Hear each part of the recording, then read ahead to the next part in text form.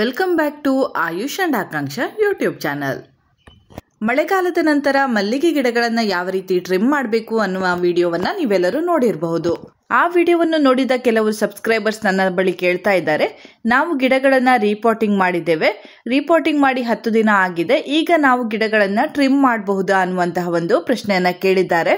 ಈ ಪ್ರಶ್ನೆಗೆ ನಾನು ಇಂದಿನ ಈ ವಿಡಿಯೋದಲ್ಲಿ ಆನ್ಸರ್ ಅನ್ನು ಮಾಡ್ತಾ ಇದ್ದೇನೆ. ನನ್ನ ಒಂದು ಅಭಿಪ್ರಾಯದ ಪ್ರಕಾರ ನೀವು ಗಿಡಗಳನ್ನು ಟ್ರಿಮ್ ಮಾಡಿಯೇ ರೀಪಾಟಿಂಗ್ ಮಾಡುವುದು ಒಳ್ಳೆಯದು.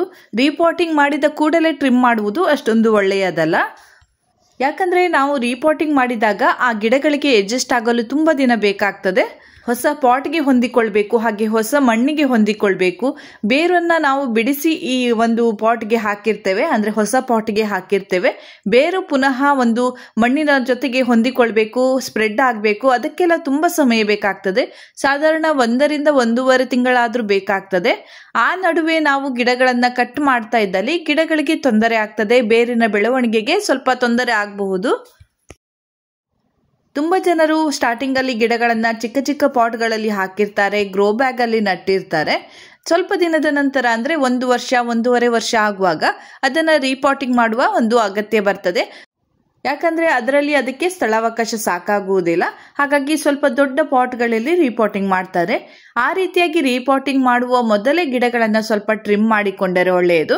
ಅಂದರೆ ಗಿಡಗಳನ್ನು ಇವತ್ತು ಟ್ರಿಮ್ ಮಾಡಿದರೆ 2 ದಿನ ಬಿಟ್ಟು ನೀವು ರೀಪಾಟಿಂಗ್ ಮಾಡಿದರೆ ಅದು ತುಂಬಾನೇ ಒಳ್ಳೆಯದು. ಹಾಗೆ ನೀವು ರೀಪಾಟಿಂಗ್ ಮಾಡುವ ವೇಳೆಯೇ ಗಿಡಗಳನ್ನು ಟ್ರಿಮ್ ಮಾಡಿಕೊಂಡು ರೀಪಾಟಿಂಗ್ ಮಾಡಬಹುದು. ಆದರೆ ರೀಪಾಟಿಂಗ್ ಮಾಡಿದ ನಂತರ ಕೂಡಲೇ ಟ್ರಿಮ್ ಮಾಡಲಿಕ್ಕೆ ಹೋಗಬೇಡಿ. ನಾವು ಗಿಡಗಳನ್ನು ಹೊಸ ಪಾಟಿಗೆ ನಡುವಾಗ ಅದು ಸ್ವಲ್ಪ ವೀಕ್ ಆಗಿರ್ತದೆ, ಅಂದರೆ ಎಲೆಗಳೆಲ್ಲ ಸ್ವಲ್ಪ ಬಾಡಿ ಹೋದಂತೆ ಆಗ್ತದೆ. ಹಾಗೆ ಗಿಡಗಳು ಸ್ವಲ್ಪ ದೊಡ್ಡದಾಗಿರ್ತದೆ, ಅದನ್ನು ನಾವು ಡೈರೆಕ್ಟ್ ಆಗಿ ಬೀಳುವ ಬಿಸಿಲಿನಲ್ಲೇ ಇಡಬೇಕಾಗ್ತದೆ. ನೆರಳಿನ ಪ್ಲೇಸ್ನಲ್ಲಿ ಇಡಲು ಜಾಗ ಸಾಕಾಗುವುದಿಲ್ಲ.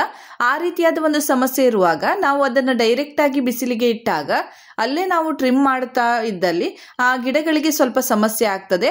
ಅಂದರೆ ಅದು ಆ ಪಾಟ್ಗೆ ಹೊಂದಿಕೊಳ್ಳಲು ತುಂಬ ಸಮಯ ಬೇಕಾಗಿರುವುದರಿಂದ ಕೂಡಲೇ ನಾವು ಅದನ್ನು ಕಟ್ ಮಾಡುವುದರಿಂದ ಅಲ್ಲೇ ಅದು ಬಾಡಿ ಹೋಗಿ ಬೆಳವಣಿಗೆ ಸ್ವಲ್ಪ ಕುಂಠಿತ ಆಗಬಹುದು.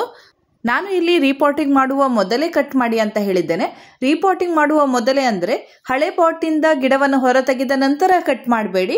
ಹಳೆ ಪಾಟ್ನಲ್ಲಿ ಇರುವಾಗಲೇ ನೀವು ಗಿಡಗಳನ್ನು ಸ್ವಲ್ಪ ಟ್ರಿಮ್ ಮಾಡಿಕೊಳ್ಳಿ ಅಥವಾ ಕಟ್ ಮಾಡಿ ನಂತರ ಅದರಿಂದ ಅಂದರೆ ಪಾಟ್ನಿಂದ ಹೊರತೆಗೆದು ನಂತರ ಹೊಸ ಪಾಟ್ಗೆ ನೀವು ರೀಪಾಟಿಂಗ್ ಮಾಡಬಹುದು. ಹಾಗೆಯೇ ನೀವು ಈಗ ಆಲ್ರೆಡಿ ರೀಪಾಟಿಂಗ್ ಮಾಡಿ ಆಯಿತು, ನಂತರ ಯಾವಾಗ ಕಟ್ ಮಾಡಬಹುದು ಅಂದರೆ 1 ಅಥವಾ 1.5 ತಿಂಗಳ ನಂತರ ನೀವು ಕಟ್ ಮಾಡಬಹುದು. ಆದರೆ ಯಾವುದೇ ಗಿಡವನ್ನು ರೀಪಾಟಿಂಗ್ ಮಾಡಿದ ನಂತರ ಅದರಲ್ಲಿ ಚೆನ್ನಾಗಿ ಚಿಗುರು ಬರ್ತದೆ. ನೀವು ಅದನ್ನು ಟ್ರಿಮ್ ಮಾಡದೇ ಇದ್ದಲ್ಲೂ ಕೂಡ ಎಲ್ಲ ಕಡೆಯಿಂದ ಚಿಗುರು ಬರಲು ಪ್ರಾರಂಭವಾಗ್ತದೆ. ಯಾಕಂದರೆ ಅದಕ್ಕೆ ಸ್ಥಳಾವಕಾಶ ಜಾಸ್ತಿ ಇರ್ತದೆ, ಹೊಸ ಮಣ್ಣು ಇರ್ತದೆ, ನೀವು ಗೊಬ್ಬರವನ್ನು ಹಾಕಿರ್ತೀರಾ. ಈ ಎಲ್ಲ ಒಂದು ಅನುಕೂಲತೆಯಿಂದ ಅದರಲ್ಲಿ ಚೆನ್ನಾಗಿ ಬೆಳವಣಿಗೆ ಬರ್ತದೆ, ಅಂದರೆ ತುಂಬಾನೇ ಚಿಗುರು ಆಗಲು ಪ್ರಾರಂಭವಾಗ್ತದೆ. ಆ ಚಿಗುರು ಬರುವಾಗ ನಿಮಗೆ ಗಿಡಗಳನ್ನು ಟ್ರಿಮ್ ಮಾಡಲಿಕ್ಕೆ ಅಷ್ಟೊಂದು ಮನಸ್ಸಾಗುವುದಿಲ್ಲ. ನಾವು ರೀಪಾಟಿಂಗ್ ಮಾಡುವ ವೇಳೆ ಬೇರನ್ನು ಸ್ವಲ್ಪ ಬಿಡಿಸಿಕೊಂಡಿರ್ತೇವೆ. ನಂತರ ನಾವು ಅದನ್ನು ಹೊಸ ಪಾಟ್ನಲ್ಲಿ ಹೊಸ ಮಣ್ಣಿನಲ್ಲಿ ನಟ್ಟಾಗ ಬೇರಿನ ಒಂದು ಕಾರ್ಯವನ್ನು ಪ್ರಾರಂಭಿಸಲು ಸ್ವಲ್ಪ ಸಮಯ ಬೇಕಾಗ್ತದೆ. ಹಾಗಾಗಿ ನಾವು ಗಿಡವನ್ನು ರೀಪಾಟಿಂಗ್ ಮಾಡಿದ ಸ್ವಲ್ಪ ದಿನ ಗಿಡದ ಎಲೆಗಳ ಬಣ್ಣ ಸ್ವಲ್ಪ ಹಳದಿ ಆಗಿರ್ತದೆ. ಸ್ವಲ್ಪ ದಿನದ ನಂತರ ಗಿಡಗಳ ಎಲೆಗಳ ಬಣ್ಣ ಸರಿಯಾಗಲು ಪ್ರಾರಂಭವಾಗ್ತದೆ. 1 ತಿಂಗಳ ನಂತರ ಚೆನ್ನಾಗಿ ಚಿಗುರು ಬರಲು ಪ್ರಾರಂಭವಾಗ್ತದೆ. ಅದರ ನಂತರ ಚೆನ್ನಾಗಿ ಮೊಗ್ಗುಗಳು ಬರ್ತದೆ. ಹೀಗೆ ಬೇರು ಹೊಂದಿಕೊಂಡು ನಂತರ ಗಿಡಗಳು ಸರಿಯಾಗಲು ಸಾಧಾರಣ 1 ತಿಂಗಳು ಬೇಕಾಗಿರುವುದರಿಂದ ನೀವು ಈ ಸಮಯದಲ್ಲಿ ಗಿಡವನ್ನು ಟ್ರಿಮ್ ಮಾಡಿದಾಗ ಗಿಡಗಳ ಬೆಳವಣಿಗೆ ಕುಂಠಿತ ಆಗ್ತದೆ ಅಂತ ಹೇಳಬಹುದು. ನಾವು ಗಿಡಗಳನ್ನು ರೀಪಾಟಿಂಗ್ ಮಾಡಿದ ಸ್ವಲ್ಪ ಸಮಯ ಆ ಗಿಡಗಳ ಬೆಳವಣಿಗೆ ಚೆನ್ನಾಗಿ ಇರ್ತದೆ.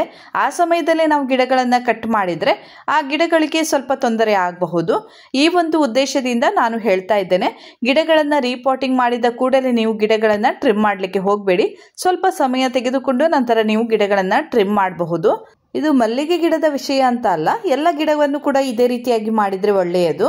ಇಂದಿನ ಈ ವಿಡಿಯೋದಲ್ಲಿ ರೀಪಾಟಿಂಗ್ ಮಾಡಿದ ಸ್ವಲ್ಪ ದಿನದಲ್ಲೇ ಗಿಡಗಳನ್ನು ಟ್ರಿಮ್ ಮಾಡಬಹುದಾ ಅನ್ನುವಂತಹ ಒಂದು ಪ್ರಶ್ನೆಗೆ ನನ್ನ ಒಂದು ಅಭಿಪ್ರಾಯವನ್ನು ತಿಳಿಸಿದ್ದೇನೆ. ಇಲ್ಲಿಗೆ ಇಂದಿನ ಈ ವಿಡಿಯೋವನ್ನು ನಾನು ಮುಗಿಸ್ತಾ ಇದ್ದೇನೆ. ಮುಂದಿನ ವಿಡಿಯೋದೊಂದಿಗೆ ಮತ್ತೆ ಭೇಟಿ ಆಗ್ತೇನೆ. ನನ್ನ ಈ ವಿಡಿಯೋ ಇಷ್ಟ ಆದರೆ ಲೈಕ್ ಮಾಡಿ, ಶೇರ್ ಮಾಡಿ, ಹಾಗೆಯೇ ಸಬ್ಸ್ಕ್ರೈಬ್ ಮಾಡೋದನ್ನು ಮರಿಬೇಡಿ.